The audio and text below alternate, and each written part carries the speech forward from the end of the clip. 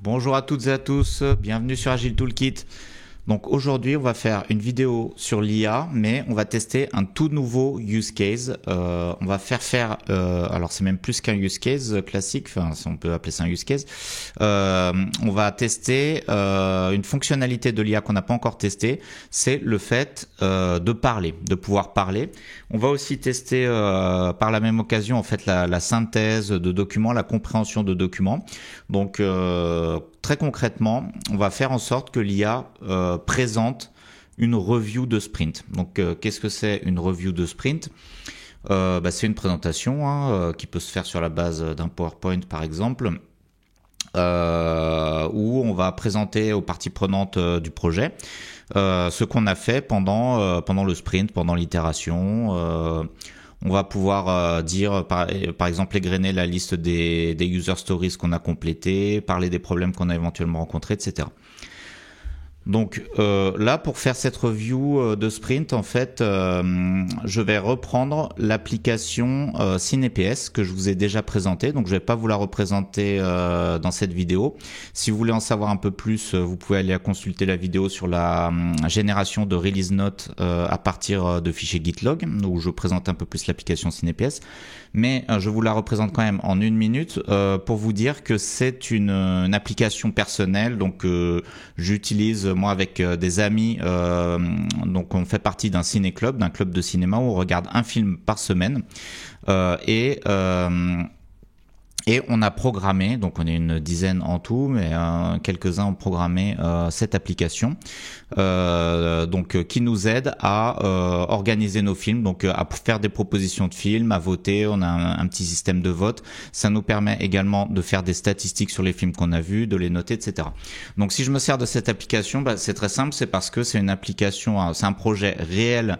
Mais c'est pas un projet client. Je ne pourrais pas vous montrer évidemment de projet professionnel des gens chez qui je fais des prestations pour des raisons de confidentialité bien évidemment. Donc c'est pour ça que ce projet c'est bien pratique parce que ça me permet d'avoir sous la main une application entre guillemets personnelle que je possède et donc qui me permet de faire ces expériences avec vous sur la base mais ceci dit c'est une véritable application. Donc on programme, il y a des releases, il y a des utilisateurs. Alors il y a que 10 utilisateurs mais c'est quand même une véritable application, donc ça nous permet de tester des choses dans des conditions réelles, même si c'est un projet très simple bien évidemment. Donc ça, c'est l'application sur laquelle on va faire nos tests. Alors, ça va pas être réellement une review, ça sera plutôt une présentation de release. Mais bon, ça revient un peu au même, c'est le même genre de présentation.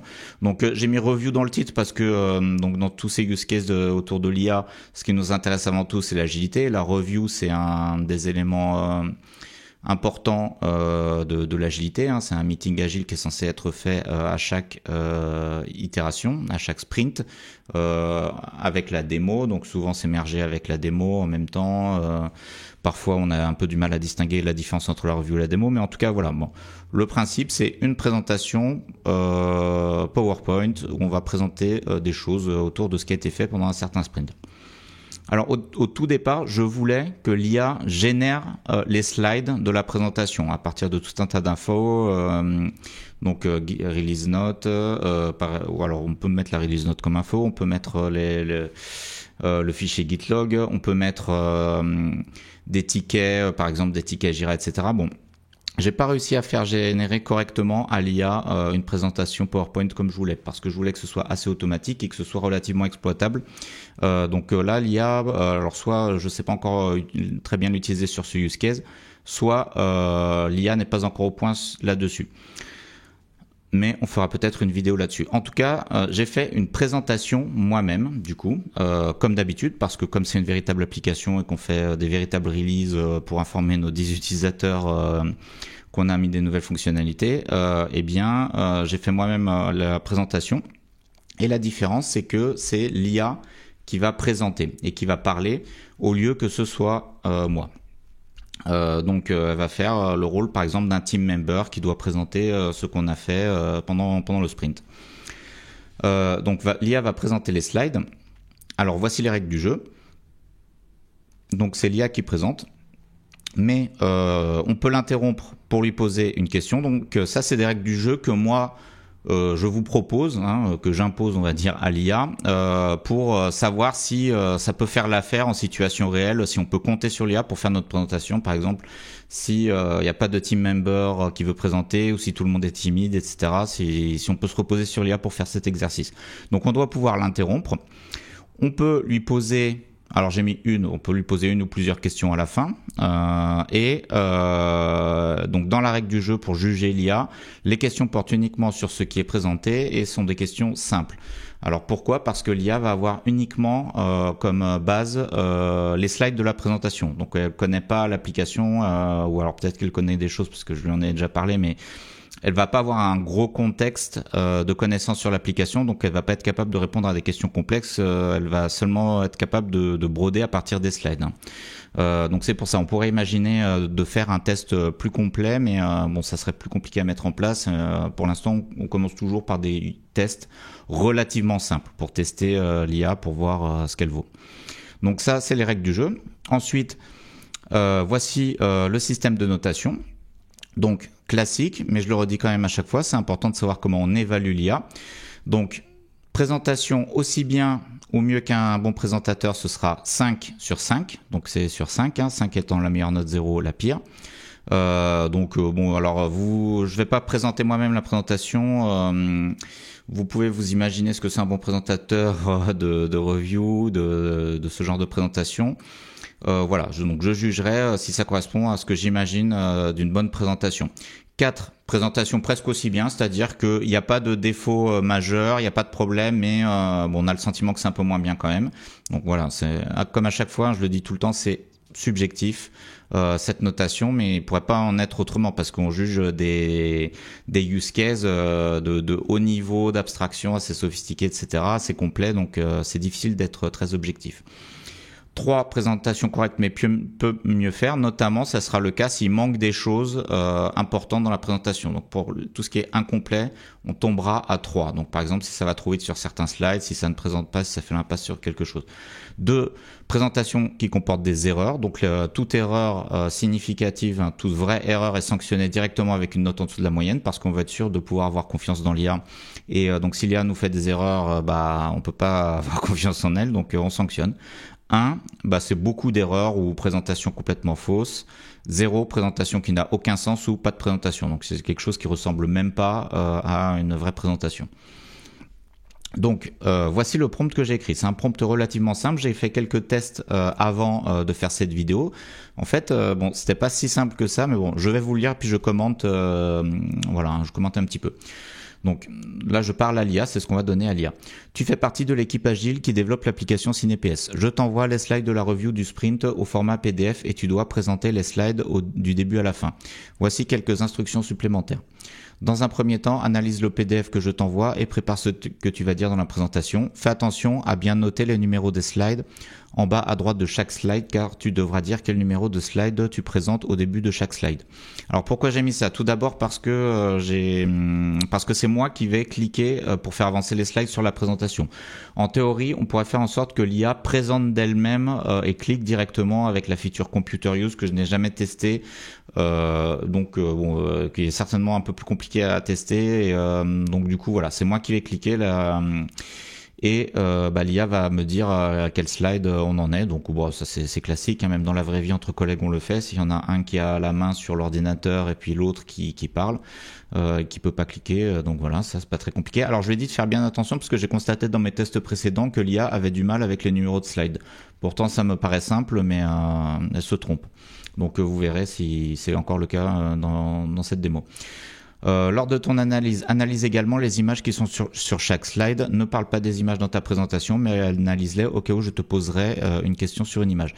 Donc ça, je l'ai rajouté parce que j'ai constaté que quand je donne les slides donc au format PDF à l'IA, par défaut, elle n'analyse pas les images. Elle se contente de prendre le texte et de le synthétiser, d'en faire sa présentation. C'est un peu embêtant. Alors là, il y aura pas d'image tellement compliquée, mais Voilà, donc j'ai rajouté ça, on verra si elle analyse bien les images. Je te dirai quand tu peux commencer à présenter. Au début de chaque slide, tu dois dire slide numéro X ou X est le numéro de slide, ça j'en ai parlé. À la fin de chaque slide, demande-moi si tu peux continuer ou si je veux ajouter quelque chose. Pendant ta présentation, je vais t'interrompre pour te poser des questions. Chacune de mes interruptions comporte ton nom, quitte. Lorsque je t'interromps, tu dois attendre que j'ai fini de parler. Donc oui, comme je vous avais dit dans une précédente vidéo, mon IA ChatGPT, je l'appelle Kit et elle m'appelle Michael, comme dans la série TV K2000 que vous connaissez peut-être, les plus jeunes ne connaissent pas. C'est une série TV où il y avait une voiture avec une intelligence artificielle, voilà, série TV des années 80. Le ton de la présentation doit être à la fois professionnel et détendu. Fais comme si tu parlais à des collègues de travail avec qui tu es à l'aise. Voilà, donc ça c'est le prompt. Donc on va tester de suite pour savoir si l'IA va être capable de présenter. Je vais quand même vous montrer les slides tout d'abord. Donc c'est des slides très classiques que j'ai fait moi-même, bon, qui sont même très simples, qui sont pas extraordinaires. Bon, j'espère que vous m'en tiendrez pas rigueur. Je voulais faire absolument cette présentation, cette vidéo pour vous parce que j'ai plein d'autres use cases à tester et je voulais avancer vite. Donc voilà. C'est pas hyper préparé autant que je voudrais, mais c'est bien parce qu'on avance. Donc j'ai pris le prompt, voilà, je lui envoie. Donc là, l'IA analyse les slides, j'imagine, voilà. Donc là, bon, elle répète un peu ce que j'ai dit, je vais pas vous le lire. Et on va, alors j'ai utilisé l'ordinateur pour lui donner la présentation, mais on va utiliser le téléphone. Donc je vais reprendre cette conversation sur l'appli du téléphone parce que c'est seulement cette appli qui est capable de parler. Donc attention,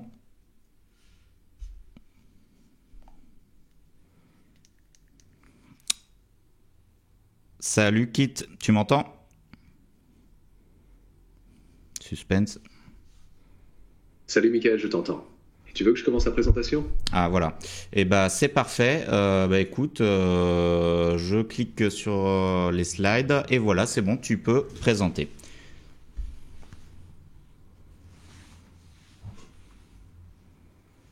Slide numéro 1. On commence cette review avec la nouvelle release de CinePS intitulée Everything Everywhere All at Once. Cette release inclut la version 2.4 du client CinePS en PHP, la version 1.4 de l'API CinePS, et un total de 32 story points réalisés pendant ce sprint. C'est une belle avancée en termes de fonctionnalité et d'évolution technique. Je continue ou tu veux ajouter quelque chose? Redis-moi le numéro de version du client, j'ai pas bien entendu ce que tu as dit.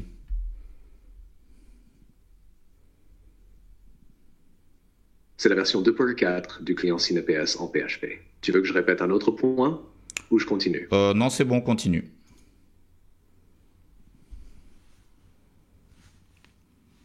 Slide numéro 2. Ici, on présente les nouvelles features qui ont été ajoutées dans cette release. Je continue? Oui.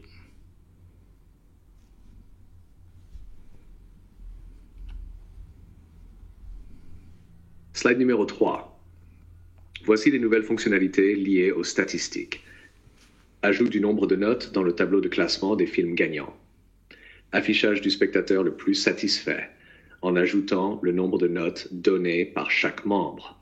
Calcul et affichage de la moyenne générale de tous les films. Affichage du nombre total de films vus en PS. Ajout du meilleur proposeur qui affiche le nombre de notes reçues par les films gagnants de chaque proposeur. Ces améliorations permettent d'avoir une meilleure visibilité sur l'activité des membres et les films proposés. Je continue ou tu veux ajouter quelque chose? Est-ce que tu peux me décrire ce que représente l'image qui est sur le slide des statistiques que tu viens de me lire?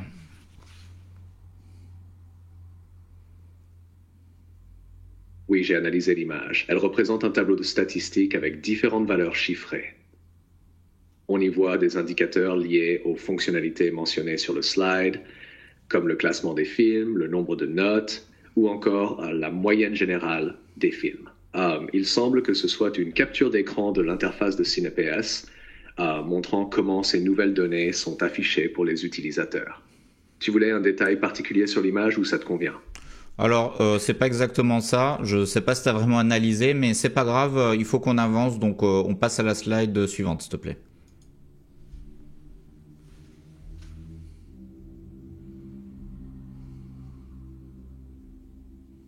Slide numéro 4. On parle ici d'une nouvelle fonctionnalité de PS de droit divin. C'est un nouveau type de PS qui a été introduit. L'admin peut maintenant spécifier ce type directement via l'historique. Les PS de droit divin et le film vu sont affichés clairement dans l'interface. C'est une évolution qui permet plus de flexibilité dans la gestion des propositions spéciales. Je continue ou tu veux ajouter quelque chose? Est-ce que tu peux m'expliquer ce que c'est une PS de droit divin avec un peu plus de détails, s'il te plaît?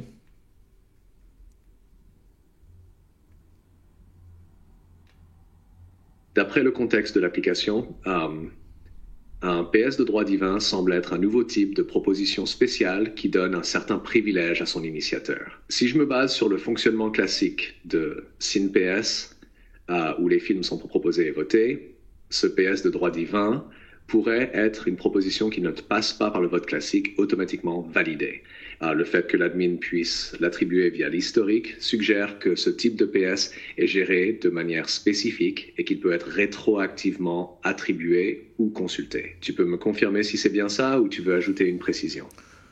Oui, c'est bien ça. Donc, c'est pour les semaines où on n'a pas le temps d'organiser le vote et donc il y a une personne qui choisit un film arbitrairement. Et donc on le regarde. Donc c'est comme une analogie avec la monarchie où c'est le contraire de la démocratie. Donc voilà, on a introduit cette fonctionnalité dans le site. Je te remercie, Kit. On peut passer à la suite.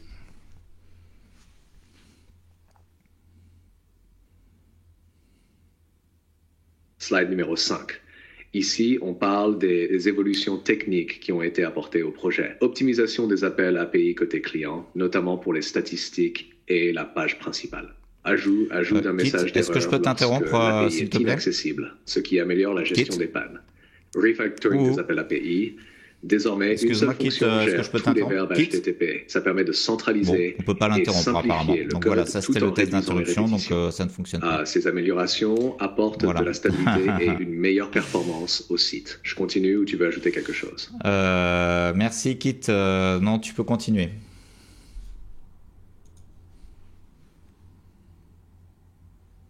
Slide numéro 6. On termine cette review avec les prochaines grosses étapes du projet. 2 évolutions majeures sont prévues. Les notifications suite à la proposition d'un film. L'idée est que les utilisateurs soient informés quand un film est proposé, probablement par un système de notification interne ou par email. Une page statistique responsive. Cela signifie que la page s'adaptera mieux aux différents écrans, notamment les mobiles et tablettes, pour une meilleure expérience utilisateur. Ces 2 améliorations vont améliorer l'engagement des utilisateurs et l'accessibilité du site. C'est la dernière slide de la présentation. Tu veux ajouter quelque chose ou réagir sur un point avant qu'on conclue? J'ai rien à ajouter. Je vais te poser la question. Est-ce que tu penses que ça va plaire à nos utilisateurs, cette nouvelle release?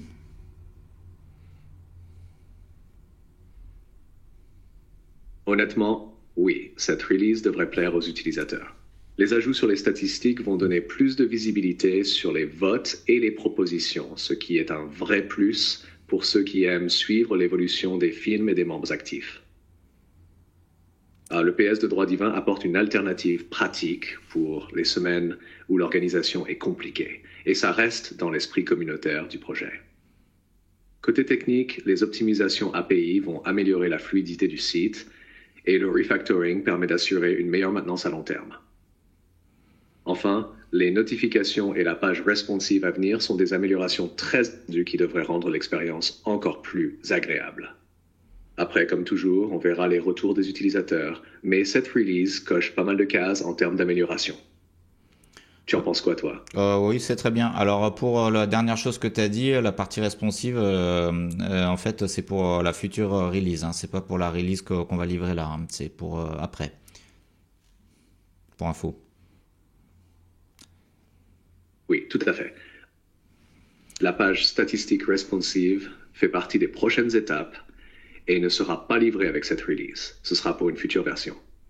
Donc, pour cette release actuelle, ce qui est vraiment livré, ce sont les nouvelles statistiques, le PS, PS de droit divin, les optimisations API et la gestion des erreurs. Merci pour la précision. Tu veux qu'on discute d'autre chose ou c'est bon pour toi? C'est bon pour toi, je te remercie pour cette présentation. À bientôt.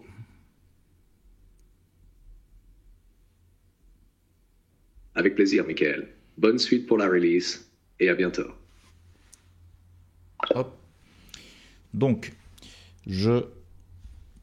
j'arrête l'IA. Donc, on a vu ce que ChatGPT était capable de faire en termes de présentation. Alors, maintenant, on va noter. Alors, quelles sont les erreurs? Tiens, je vais vous noter quand même les erreurs que l'IA a faites lors de cette présentation. Donc, les erreurs que j'ai constatées. Donc, vous me dites si vous êtes d'accord avec moi dans les commentaires ou si vous voulez commenter une partie. Donc, l'IA, alors problème avec la numérotation des slides. Ça, je vous l'avais dit en introduction dans mes tests. Alors, j'ai renforcé le prompt, mais ça ne s'est pas amélioré. Alors, on ne peut pas interrompre l'IA. On ne peut pas interrompre l'IA. Donc, j'ai essayé, ça n'a pas marché. Qu'est-ce qu'on a d'autre comme problème? Alors, sur le contenu, sur la page statistique, petit problème de compréhension, mais sur un point. Ce problème, on peut pas lui en tenir rigueur parce que l'IA n'a pas le contexte et c'était peut-être pas bien expliqué. Donc, ChatGPT a brodé par rapport à ce qui était écrit. Donc voilà, on lui en tient pas vraiment rigueur, mais je le note quand même. Ensuite, qu'est-ce que je voulais dire? Donc ça, point négatif, point positif. Alors, on ne peut pas interrompre l'IA, donc je reste sur les points négatifs. Donc c'est pas interactif, pas interactif. Mais dans les points positifs, on a quand même un semblant d'interactivité. Parce que à la fin de chaque slide, l'IA a bien respecté ce que j'ai dit et me demandait si je voulais ajouter quelque chose. Donc semblant d'interactivité. L'IA a bien pris en compte tous les slides, du moins tout ce qui est écrit, et a bien tout présenté. Autre chose dans les points négatifs, c'est au niveau de l'analyse de l'image. Analyse de l'image fausse. Donc vous avez vu l'image vous-même, en fait c'était pas ça. L'IA a dit que c'était une capture d'écran alors qu'en réalité c'était une image illustrative qui représentait les statistiques. Donc ça va pas du tout. Bon, alors je sais pas si on peut faire une analyse plus approfondie, mais à mon avis on a déjà assez de choses pour noter. Donc pour moi, il y a quand même des erreurs, des erreurs significatives. Donc notamment l'analyse de l'image. Ensuite, on peut pas l'interrompre, donc ça c'est pas vraiment une erreur, mais c'est quand même embêtant. Après, dans l'ensemble c'est pas si mal, mais c'est quand même pas exploitable. Donc pour moi, c'est 2. Voilà, la note ça va être 2. Donc dans mon tableau, je vous expliquerai, je ferai une vidéo où j'ai changé un peu, je refactorise un petit peu tous les use cases, je sépare ça dans des onglets. Donc ChatGPT, donc on était sur ChatGPT 4o. C'est présenter la review de sprint ou une présentation. Bon là c'était une présentation de release, mais c'est un peu la même chose. Ça va être 2. Alors, j'ai demandé à Claude juste avant s'il pouvait parler et en fait Claude ne peut pas parler. Donc Claude c'est 0. Claude, on peut lui parler, donc on peut écrire, enfin on peut interagir avec lui en lui parlant, mais Claude en retour ne parle pas. Pour l'instant, du moins. Gemini lui est capable de parler, donc on fera un test avec Gemini dans une autre vidéo. Pour l'instant, on va se contenter de ChatGPT. Et Perplexity, je n'ai pas vérifié. Donc voilà, ChatGPT 2. Donc bon, c'est un début. Dites-moi dans les commentaires ce que vous en pensez. Moi, la première fois que j'ai testé, quand même, j'ai été impressionné. J'ai été vraiment époustouflé parce que j'ai fait un test très simple au tout début la première fois. J'ai donné un PDF, j'ai demandé à l'IA de me le présenter et ça fait à peu près ce que vous avez vu. Dès le début, ça donnait ce que vous avez vu et j'ai trouvé ça super parce que Je m'attendais pas à ce que ce soit aussi intégré, aussi multimodal. On passe de l'ordinateur au téléphone. C'est une présentation PDF. L'IA parle, etc. Je trouve ça vraiment incroyable. On est vraiment dans le futur. Et bien sûr, c'est que le tout début, mais on peut imaginer qu'il y ait moins d'erreurs. Que s'il y avait l'analyse de l'image, par exemple, si l'analyse de l'image était un peu plus correcte, enfin là, elle est complètement fausse. Bah là, j'aurais peut-être pu mettre 2,5 voire 3 hein, et c'est presque exploitable quoi. Donc il y a encore quelques petits défauts mais vraiment c'est très très prometteur à mon sens. Donc on va essayer et peut-être que Gemini fera mieux. On verra, j'en ai aucune idée, j'ai pas testé. Et Perplexity, je ne sais même pas si Perplexity est capable de parler, mais je vous en parlerai aussi dans la prochaine vidéo. Je vous remercie pour votre attention et je vous dis à bientôt pour une prochaine vidéo.